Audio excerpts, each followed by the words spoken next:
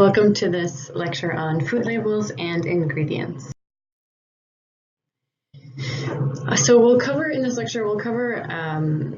pretty much all of the information, just a basic introduction to all of the information that you'll find on any sort of packaged food. So generally anything coming in a box or a bag, something sealed.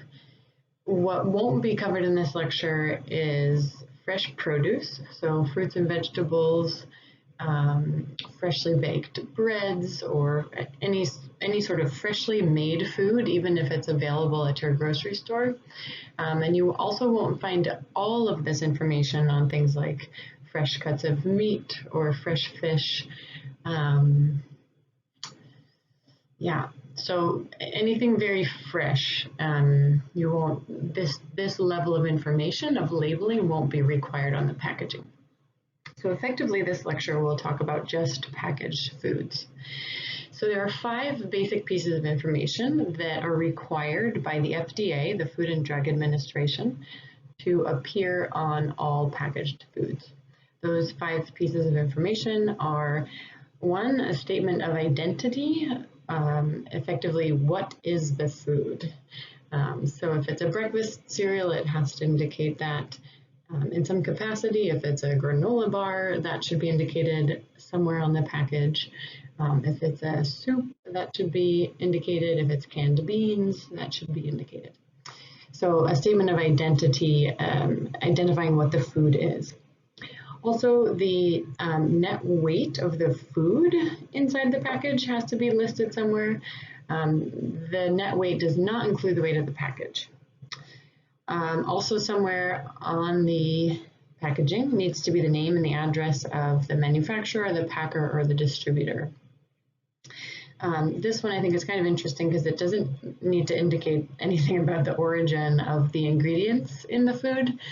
This is really just who kind of put the final product together, which is good information, because if you had any questions about the product or about the ingredients in it, you could at least call or contact the manufacturer or packer or distributor and kind of make your way back to the origins of the ingredients. So some level of contact for the producer of the product needs to be there. And then the last 2 pieces are the ingredients list. So all of the ingredients of the food, and the ingredients always need to be listed in descending order by weight. So the ingredients listed first are the most abundant ingredients in the food according to their weight. And then the ingredients that you see at the end of the list are the least abundant in that food. And then last is the nutrition facts panel. And there's a very specific way that the nutrition facts panel needs to be, there's specific information, I should say, that needs to be included in the nutrition facts panel. So we'll look at that one in a little more detail further on in this lecture. So here's a schematic. It's a little bit blurry in parts, so I recommend even just going to your cupboard, pause the lecture for a second, go to your cupboard and pick out any sort of packaged food product that you have, and you can kind of go along and find these 5 components on the package, on the food. So I'll just get my marker here. So the first is the statement of identity, right? So this is a classic box of Cheerios. It says it's a toasted whole grain oat cereal. That's the statement of identity. We also need to have the net weight of the food. Both of these things are usually on the front of the package. So there's the net weight in ounces and in grams. Usually somewhere on the back or on one of the side panels, you'll find the name of the manufacturer or the distributor or the packer. So General Mills is the distributor. So let's see, no phone number, but you've got a mailing address effectively. So you could contact them if you needed to. So we've got statement of identity, net weight, name of the manufacturer or distributor. Then we have the ingredients list. The ingredients list is usually written underneath the nutrition facts panel. but this is obviously just a kind of a computerized scan. So the ingredients are over here, and you'll see the first ingredient is whole grain oats, then modified cornstarch, then sugar. So what this implies is that the oats is the primary ingredient, cornstarch is the second most abundant ingredient, sugar is the third most abundant ingredient in this food. And then it goes on to say oat bran, salt, calcium carbonate, oat fiber, tripotassium phosphate, cornstarch, wheat starch, vitamin E for freshness. So indicating that, for example, the wheat starch and the vitamin E are the two least abundant ingredients. And then even less abundant are the vitamins and minerals that have also been added in. And then lastly, we have the nutrition facts panel. So again, usually included somewhere on a side panel of the box. And let's see, I'll go on to the next slide because on the next slide I've got all the information, just a brief overview of the information that's always going to be included in the nutrition facts panel.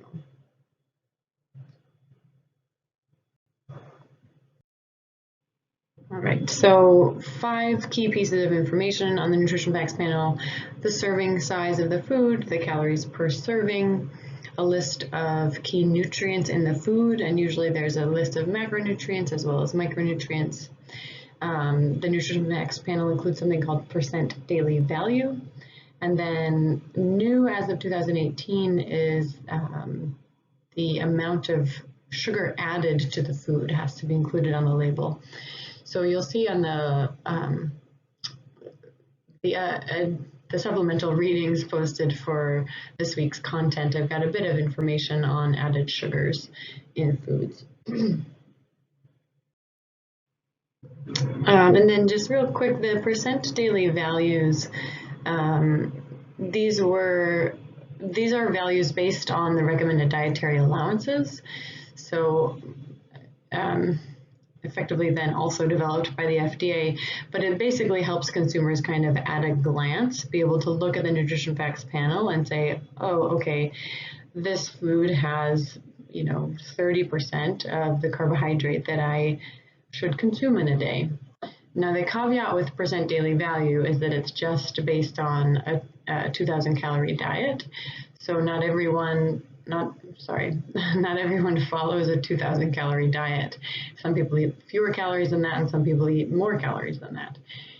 So the percent daily value is kind of at best a good estimate. It's not really a true or exact or specific recommendation for anyone. All right, cool. So back to our food label. So in the nutrition facts panel, you've got the serving size.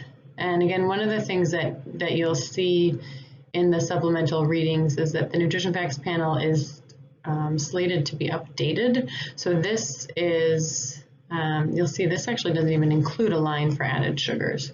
So in 2018, it was proposed that the nutrition facts panel be updated and improved, and several changes, I think at least 6 very significant changes were introduced, and they were supposed to be mandatory by the end of 2018, but we're here in 2020, and those regulations have still not fully come through. But you'll notice, again, even if you just pull out some of your packaged foods from your cupboard, a lot of food companies have already switched to the new nutrition facts label. So you'll see not all of them look like this anymore. Alrighty, so serving size and calories per serving. These are actually 2 of the major changes that have come through. Both of these have been increased in size significantly, and the font is in bold as well as the actual numbers. So the number of calories per serving and the serving size are also in bold, larger font. So this says the serving size is 1 cup. It also goes to indicate for children under 4, a serving size is smaller, about 3/4 of a cup. It tells you how many servings are in one box. So servings per container is about 14. So if you're like I was when you were a kid, you might eat half a box of cereal in one sitting. You've effectively actually had 7 servings. So just being kind of mindful of this information. That's what it's there for, is just to allow consumers to be a little more educated about their purchases. And then there are 100 calories per serving of Cheerios. If you add milk to it, a half cup of skim milk, you have 140 per serving. Again, if you eat half the box at once, you aren't consuming 100 calories anymore. You're consuming more like 700 calories. Then you've got the nutrients. So kind of between these two bold lines, we have our macronutrients. So we have fat, we have carbohydrate, and we have protein. And then you'll see under these, each of the 3 macronutrients, it kind of further tells you the kind of some qualities about the type of fat or the type of carbohydrate that's in there. So they list saturated fat, trans fat. These 2 must be listed. Polyunsaturated and monounsaturated are optional to list. Cholesterol must be listed, because these are cholesterol and sodium must be listed. These are 2 nutrients of concern. So again, we saw recommendations from both the USDA and from, for example, the World Health Organization that total sodium intake should be monitored. This is considered technically sodium. There is sodium added to this food. You can tell because of the salt listed in the ingredients. So being mindful of total added salt. And then total carbohydrate. So we've got fat, carbohydrate, 2 of our macronutrients. Carbohydrate is further divided again into dietary fiber. That must be included. Sugars must be included. The soluble fiber and the other carbohydrate are optional lines. And again, the new mandate is including a line that says how many added sugars. So part of the importance of that delineation is because oats, for example, whole grain oats, contain a small amount of sugar themselves. So for example, if this was, let's pretend there were actually strawberries, like dehydrated strawberries in this box, in the Cheerios, the dehydrated strawberries would also be contributing total sugar to the food, but we wouldn't consider them an added sugar. This, however, the sugar that's listed right here in the ingredients, we do consider that added. So it's important for consumers to be able to know, okay, well, that it's fine if there's sugar in my whole grain oats, it's fine if there's sugar in the dehydrated strawberries, but I'd like to know if the manufacturer also added additional sugar. So when there's only the 1 line for sugar, we don't know if that's how much of that comes from the added sugars. So the added sugar line is super helpful. And then total grams of protein, again, all of this per serving. And then below you have, they list protein again, but we have all of the any of the micronutrients that are present in this food. And again, if we glance back over to the ingredients list, there's quite a lot of vitamins and minerals added into this food, so they're going to be reflected here. Had none of these been added, we wouldn't actually, none of this would be populated, and in fact it might not even be included then, because we wouldn't have had any of these added micronutrients. Alrighty, so then percent daily value has been here all along, but I haven't mentioned it. So again, percent daily value is suggesting that per serving, we'll just look at the line of fat. So we've got 2 grams of fat per serving. Let's just look at the just Cheerios line. That would suggest that 1 serving of Cheerios provides you 3% of your total requirement for fat in the day. Similarly, 1 serving of Cheerios provides 7% of your carbohydrate requirement for the day. And interestingly, there's no daily value for protein listed. They do put one over here, if you notice, for children, suggests that 3/4 of a cup would give 9% of the protein requirement for children.